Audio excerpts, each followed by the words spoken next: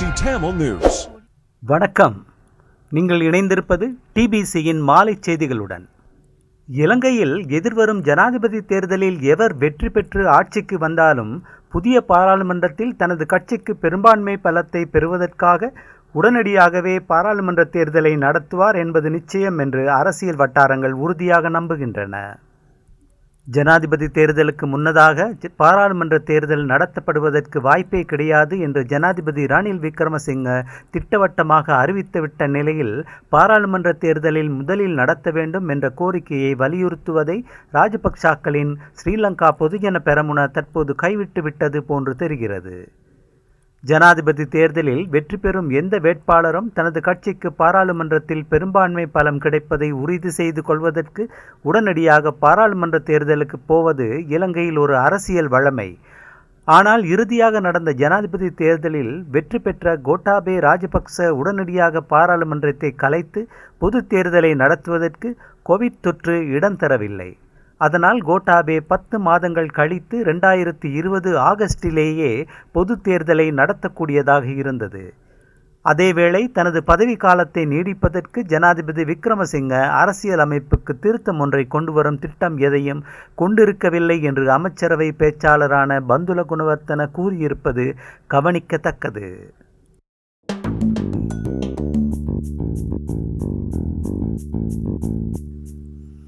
ஜனாதிபதி தேர்தல் பற்றிய முறைப்படியான அறிவிப்பை தேர்தல்கள் ஆணைக்குழு வெளியிட்டு தென்னிலங்கை கட்சிகளின் வேட்பாளர்கள் யார் யார் என்று தெரிய வந்த பிறகு வடகிழக்கு தமிழர்கள் ஜனாதிபதி தேர்தலை எவ்வாறு கையாள்வது என்ற முடிவை எடுக்கலாம் என்று இலங்கை தமிழரசு கட்சி கடந்த ஞாயிற்றுக்கிழமை வவுனியாவில் நடைபெற்ற மத்திய செயற்குழு கூட்டத்தில் தீர்மானித்தது அல்லவா?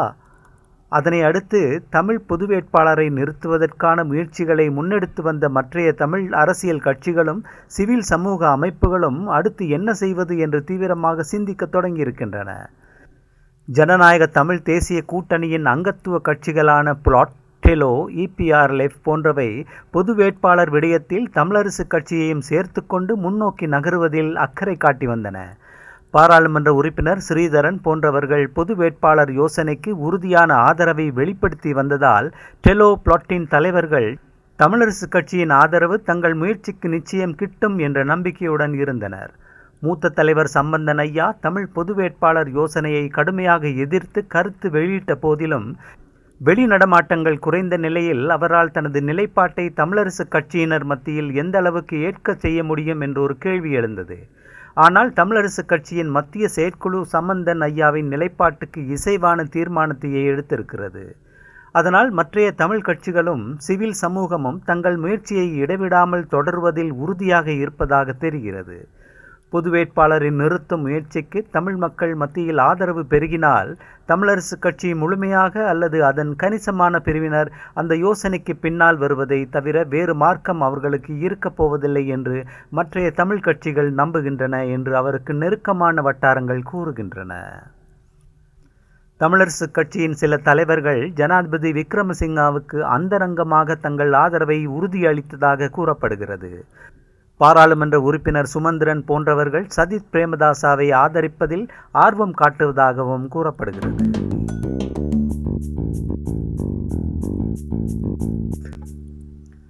தோட்டத் தொழிலாளர்களின் சம்பள விவகாரத்தை கையாளுவதற்கும் அண்மையில் அறிவிக்கப்பட்ட 1700 ரூபாய் தினச்சம்பளத்தை பெருந்தோட்ட கம்பெனிகள் வழங்க மறுக்கும் பட்சத்தில் அதற்கு எதிராக சட்ட நடவடிக்கைகள் எடுப்பதற்கும் விசேட குழு ஒன்றை நியமிப்பதற்கு இலங்கை அமைச்சரவை முடிவெடுத்திருக்கிறது.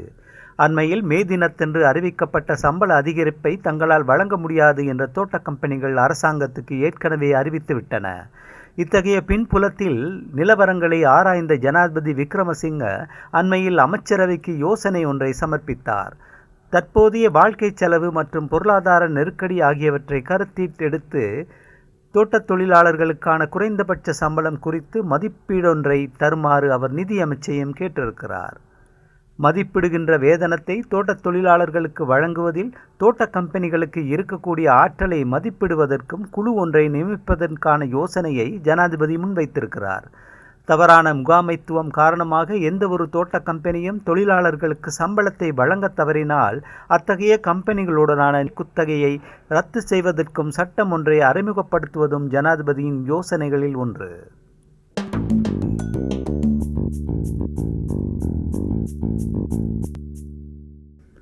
ராஜபக்சாக்களின் பொதுஜன பெரமுனவின் இருந்து பிரிந்து சென்ற பாராளுமன்றத்தின் சுயாதீனமாக இயங்கும் குழுக்கள் எதிர்வரும் ஜனாதிபதி தேர்தலுக்கு முன்னதாக ஸ்ரீலங்கா சுதந்திர கட்சியுடன் அணி சேர்வதற்கு நாட்டம் கொண்டிருக்கிறது.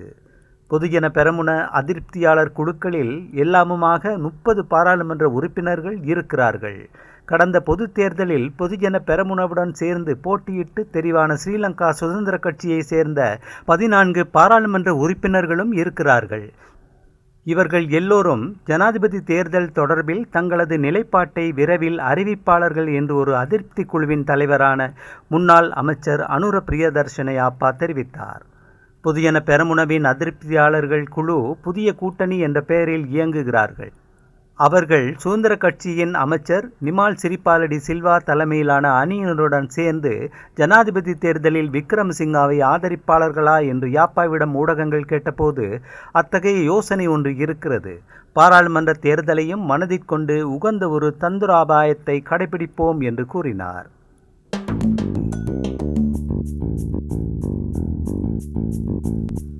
சர்வதேச மன்னிப்பு சபையின் பொதுச் செயலாளர் அக்னஸ் கலாமாட் முள்ளிவாய்க்களுக்கு சென்று நினைவேந்தல் நிகழ்வுகளில் கலந்து கொண்டது குறித்து முன்னாள் ஜனாதிபதி மஹிந்த ராஜபக்ச, கோட்டாபே ராஜபக்சவும் பொதுஜன பெரமுனவின் தலைமைத்துவமும் கண்டும் காணாமல் இருப்பதாக தேசியவாத அமைப்புகளின் சம்மேளனம் கடுமையான கண்டனத்தை வெளியிட்டிருக்கிறது. பயங்கரவாதத்துக்கு எதிரான போர் வெற்றியின் 15வது வருட நிறைவை நாடு கொண்டாடி கொண்டிருக்கும் நிலையில் சர்வதேச மன்னிப்பு சபையின் செயலாளரை முள்ளிவாய்க்காலுக்கு செல்ல அரசாங்கம் அனுமதித்திருக்க கூடாது என்று அந்த சம்மேளனத்தின் முக்கிய தலைவர்களில் ஒருவரான டாக்டர் குணதாச அமரசேகர தெரிவித்திருக்கிறார். விடுதலை புலிகளின் ஆதரவு அமைப்புகளிடமிருந்து சர்வதேச மன்னிப்பு சபை நிதியை பெற்று வந்திருக்கிறது என்பது இப்போது அம்பலமாயிருக்கிறது என்று முன்னாள் ஜனாதிபதிகளுக்கு எழுதிய பகிரங்க கடிதம் ஒன்றில் அமரசேகர குறிப்பிட்டிருக்கிறார்.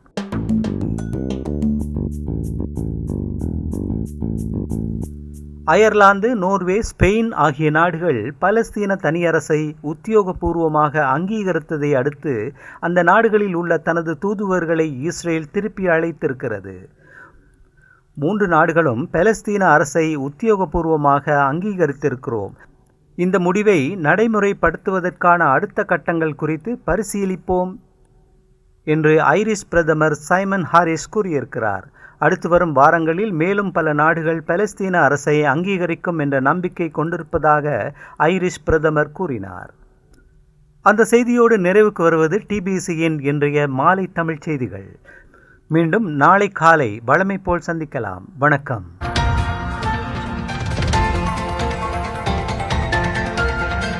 TBC Tamil News.